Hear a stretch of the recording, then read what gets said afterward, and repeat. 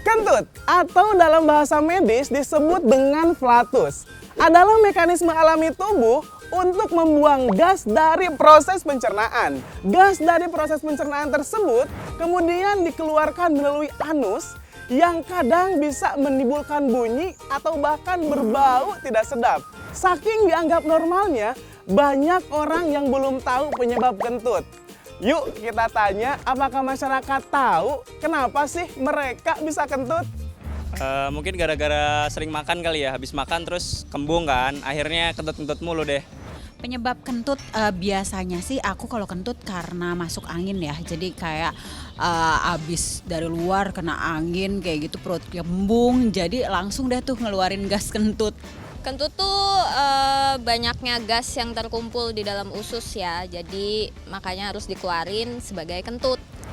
Kalau berapa kalinya aku nggak pernah ngitungin sih. Cuma biasanya kalau kentut itu bangun tidur, terus kalau pulang kerja gitu abis di jalan kena angin-anginan, terus langsung deh tuh perutnya kembung dan kentut. Ya kira-kira kalau dihitung mungkin lebih dari 5 kali kali ya.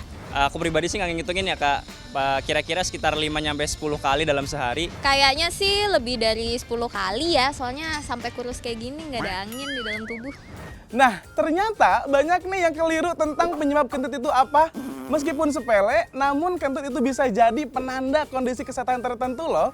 Daripada menebak-nebak, langsung kita simak yuk penjelasan dari Dokter Bima. Di sini saya akan sedikit membahas mengenai kentut ya teman-teman sekalian. Apa sih sebenarnya kentut itu? Nah, tapi kenapa sih bisa ada gas di saluran cerna manusia ini? Yang pertama, gas ini bisa berasal dari udara yang ikut tertelan bersama dengan makanan dan minuman yang kita makan. Yang kedua, makanan minuman tadi kalau dicerna oleh tubuh manusia dan bakteri-bakteri yang hidup di tubuh manusia juga bisa menghasilkan gas-gas seperti metana, hidrogen, dan sulfur. Yang mana gas-gas ini yang kemudian harus dikeluarkan dalam bentuk kentut tadi. Dan ini juga yang menyebabkan kenapa kentut kita baunya tidak sedap, karena gas sulfur itu baunya memang tidak enak. Kentut yang normal itu frekuensinya 7-14 kali dalam sehari. Nah, kalau teman-teman ngerasa bahwa kentutnya terlalu banyak dan ingin mencoba menguranginya, ada beberapa tips yang bisa dilakukan. Yang pertama, bisa mencoba untuk makannya pelan-pelan.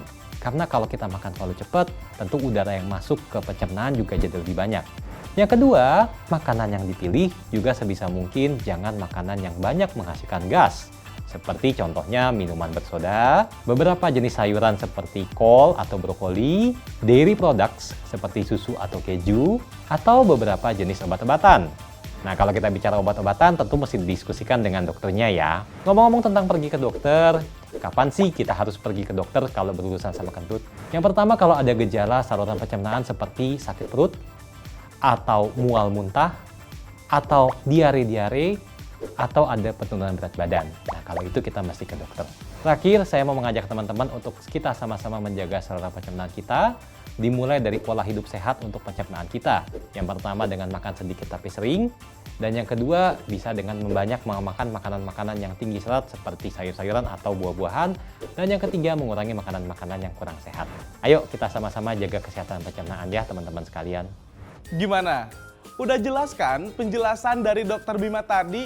Nah, di Hari Pencernaan Sedunia ini, yuk mulai tingkatkan kesadaran akan pentingnya kesehatan pencernaan.